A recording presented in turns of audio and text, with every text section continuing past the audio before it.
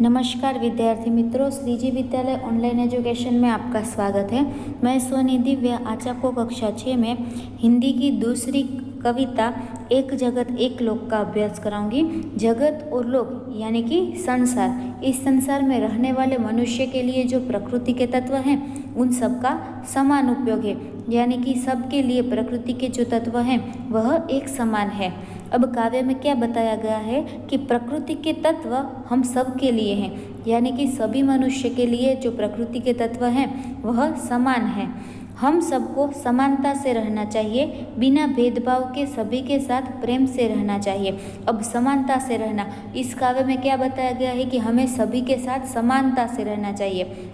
अब जब प्रकृति के तत्व हैं वह व्यक्ति के बीच भेदभाव नहीं कर सकते, तो हम तो सामान्य मनुष्य हैं, हमें भी समानता से रहकर बिना भेदभाव के रहना चाहिए और सभी के साथ प्रेमपूर्ण व्यवहार करना चाहिए। आज मनुष्य की सोच अपनी दुनिया तक सीमित हो रही है। अब आज के जो मनुष्य है वह केवल अपने बारे में सोचता है, उसे दुनिया की कोई भी चिंता नहीं है। दूसरे लोगों को अगर कोई परेशानी है उसके बारे में वह नहीं सोचता, लेकिन वह सिर्फ अपना और अपने परिवार के बारे में ही सोचता है। इस काव्य का भाव राष्ट्रवाद की संकीर्णता से ऊपर उठकर विश्व बंधुत्व की भावना विकसित करना है। और इस काव्य का उद्देश्य भाव क्या है कि हमें राष्ट्रवाद यानी कि हमें अपने देश के सिर्फ अपने बारे में न सोचकर पूरे संसार के बारे में, पूरे विश्व के बारे में सोचना चाहिए और इस विश्व में, इस पृथ्वी पर फिर से विश्व बंधुत्व की भावना विकसित करनी चाहिए। यही इस काव्य का उद्देश्य है। तो अब काव्य की शुरुआत करते हैं। एक जगत एक लोक, सबका है एक मान। अब काव्य का भावार्थ देखें इस पंक्ति का, तो एक जगत यानी कि यह जगत, संसार और लोक एक ही है, सबका है एक मान, यानी कि इस पर रहने वाले सभी लोग एक जैसे सम्मान के हकदार है। अगर कोई अमीर व्यक्ति को जितना सम्मान देता है तो उतना ही सम्मान किसी सामान्य या गरीब व्यक्ति को भी मिलना चाहिए। एक चंद्र, एक सूर्य, एक भूमि आसमान। रात को एक ही चंद्रमा सारे संसार में अपनी चांदनी फैलाता है और दिन में एक ही सूर्य सारे संसार को प्रकाशित करता है। हम सब एक ही भूमि पर यानी कि एक ही धरती पर रहते हैं और एक ही आसमान के नीचे रहते हैं। एक तेज, एक हवा, एक ही पानी, जीवन है सुख दुख की एक कहानी। हम सबको मिलने वाला, सूर्य से मिलने वाला प्रकाश, चंद्र से मिलने वाला प्रकाश, इस धरती पर हम जो पानी, हवा, उन सब का उपयोग करते हैं वह एक समान ही है, एक ही है। जीवन है सुख दुख की एक कहानी। हम सबके जीवन में सुख और दुख भी एक जैसे हैं, यानी कि सुख और दुख, कई मनुष्य के जीवन में कभी सुख के दिन आते हैं तो कभी दुख के दिन का सामना भी उन्हें करना पड़ता है। एक देह, एक रक्त, एक अस्थि, एक प्राण। अब हम अपने शरीर में देखें तो हम सबके खून का रंग भी लाल यानी कि एक समान है, रक्त यानी कि खून। एक देह, देह यानी कि शरीर, हम सबके शरीर की जो बनावट है वह भी एक जैसी है।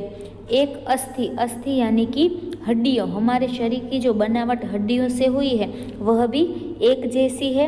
एक प्राण यानी कि हमारे प्राण भी एक जैसे हैं। अब हम इतना सब पृथ्वी के सभी तत्वों को देखें तो वो भी मनुष्य के बीच भेदभाव नहीं कर सकते, तो हम सामान्य मनुष्य होकर भी हमें इस तरह के भेदभाव नहीं करने चाहिए। आगे हैं, हर्ष भरे गाए हम राग सुहाने, समता और ममता के गीत तराने। घर घर में गूंज रहा निष्दिन यह मधुर गान, एक जगत एक लोक, सबका है एक मान। हर्ष भरे गाए हम राग सुहाने। अब हम आनंदित होकर सुंदर राग छेड़ें, यानी कि समानता और पारस्परिक प्रेम के गीत गाए। समता यानी समानता और ममता के गीत यानी कि पारस्परिक प्रेम के गीत और तराने गाए। घर घर में यही रात दिन गीत गूंजता रहे कि हम सब एक जगत और एक लोक के निवासी हैं। आगे है, राष्ट्रों में ऐक्य यही कर्म हमारा, प्रगति न्याय मानवता धर्म हमारा। हिलमिल के लहराए विश्व शांति का निशान, एक जगत एक लोक, सबका है एक मान। राष्ट्रों में ऐक्य यही कर्म हमारा। ऐक्य यानी कि एकता, संसार और विश्व के सभी राष्ट्रों में एकता का भाव लाना ही हमारा सबसे बड़ा कर्म है। प्रगति न्याय मानवता धर्म हमारा। अब हमारा धर्म क्या है? तो सबकी प्रगति करें, सबके साथ न्याय हो और मानवता की रक्षा हो, यही हमारा धर्म बने। हिलमिल के लहराएं विश्व शांति का निशान। हम सब मिलजुल कर विश्व शांति के निशान यानी कि झंडे को लहराएं और इस तरह अपनी एकता को साबित करें। एक जगत एक लोक सबका है एक मान, यानी कि हम सब एक जगत एक लोक के निवासी हैं।